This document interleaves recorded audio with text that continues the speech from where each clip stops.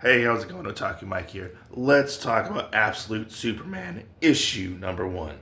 So, issue one of Absolute Superman starts out surprisingly enough on Krypton itself, and we get to see the way Kryptonian society actually works, and the fact is you have like these different hierarchies between the society itself with the League, the Science League, and we have more of like the day laborers and stuff like that. The science people are way more regarded and respected and really looked after more than like the people down below in a sense. And we get a lot of information about like what exactly has been going on. If you're not one of the smart people who agrees with everybody else, things don't really go good for you, which that's kind of what happened to Jarrell and Laura. They kind of spoke up against the Science League and stuff like that. And we end up finding out that Jarrell ends up finding out that they're basically like taking all like the minerals and stuff like that from Krypton, which is kind of destabilizing Krypton and making it like deteriorate and it's going to explode, but nobody really believes him. So after we find out that Krypton is going to be destroyed, we jump several years later into the future in Brazil of all places, where this group of workers who are working in the diamond mines are basically being overseen by this. I think they're an organization or potentially like a government organization of some kind called Lazarus, which is policed by a bunch of peacemakers. The workers aren't very treated very well in a sense. They're very much abused for what they do. Well, one day we find out that the workers go to work to mine the diamonds. All the diamonds have been mined. Somebody basically showed up and mined all the diamonds. Come to find out from what I gathered, it was our boy Superman just trying to help.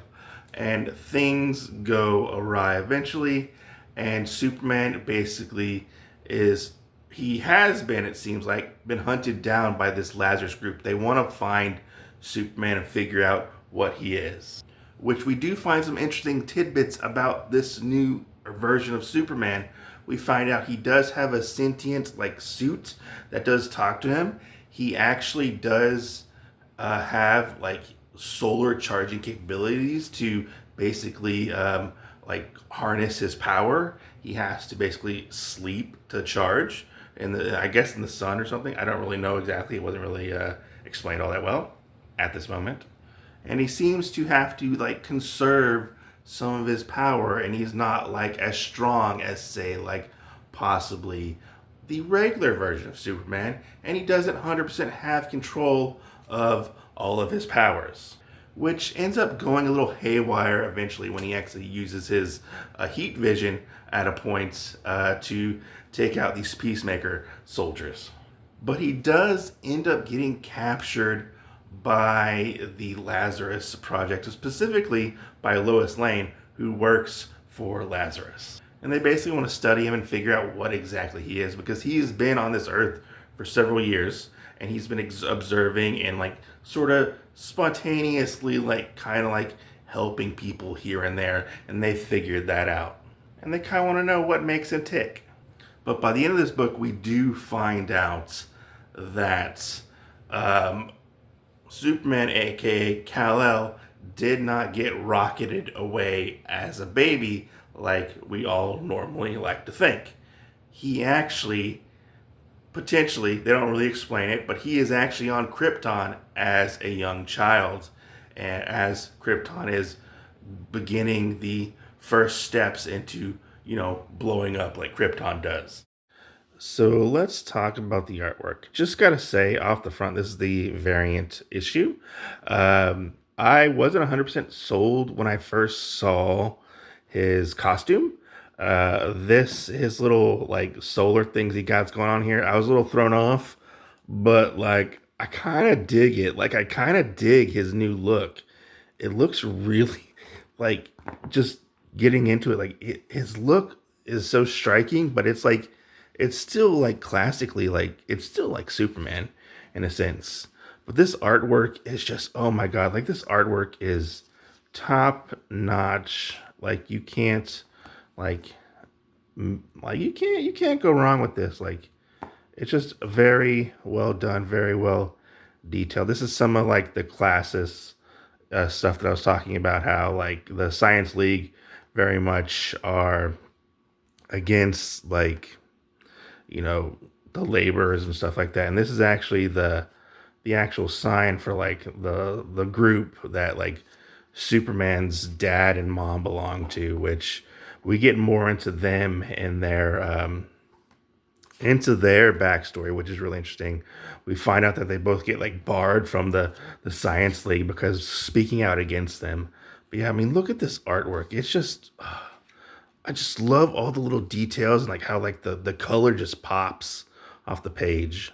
Then we kind of get into more of the stuff where we actually do get to see Superman in action, which it does take a little bit to get into, but it is actually really cool to see him, go up against the peacemakers and whatnot and like helping out the people in need. I was really surprised to see peacemakers in this. I never thought we would see more than one peacemaker, but I hope we get to see more of them. But yeah, this is like I love this artwork. It's just cool. There's a Lois Lane right there, which I kind of hope she's not a bad guy, to be honest. But it kind of is what it is. But yeah, they end up actually capturing Superman and wanting to find out like what's actually going on. But yeah, artwork simply amazing. I have to say, whoa boy, this was a beefy first issue. It does a lot. It does a lot. I really didn't know what to like think going into this after I read it. I had a lot to process, I feel like. But I do feel like this was a very interesting take on Superman. I was kind of like, okay, where exactly is this story going? Because we do actually spend a lot of time with Laura and Jor-El in the first part of this, so we get to see like the whole like first half of the origin of the destruction of Krypton. But then we move to jumping into the future where we see Kal-El on, in Brazil, helping these people and whatnot. I'm very much left with a lot of questions as to I want to know more about this. I do feel like the book, for me personally, started off a little bit slow, and I did feel like it took a little bit to actually get to Superman. But I can see what the creators are doing. It very much seems, from what I can tell at this point, seems like a little bit of a slow burn. Like we're slowly getting to him, fully being Superman. I mean, they did actually kind of hint that, they call him Superman at one point, and this Lois does. But I feel like this is a very interesting depiction of Kal-El, or even if he is called Clark Kent, I don't know, because I don't know if he was raised by the Kents or whatever. But this Lazarus group has been apparently tracking him or trying to get him for some time, and they finally actually just caught up to him.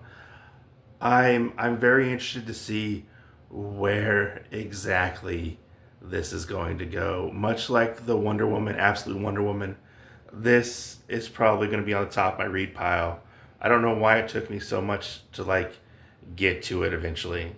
But I very much like it that he's kind of like almost like a recluse almost, it seems like he wants to stay in the shadows for most parts. I think it's interesting how they have his power set, and he might have some new powers that we don't possibly know about, with his absorbing solar energy and stuff like that, and like how powerful is he actually, because in this first issue he seemed very depowered, which it kind of reminded me of, if you go with me here, it kind of reminded me of in Superman the Animated Series, where Superman very much wasn't as powerful as he was, say, in like Justice League Unlimited or something like that. It very much kind of felt like almost, he is faster than a speeding bullet. He can jump. Who knows if he can fly? Stuff like that.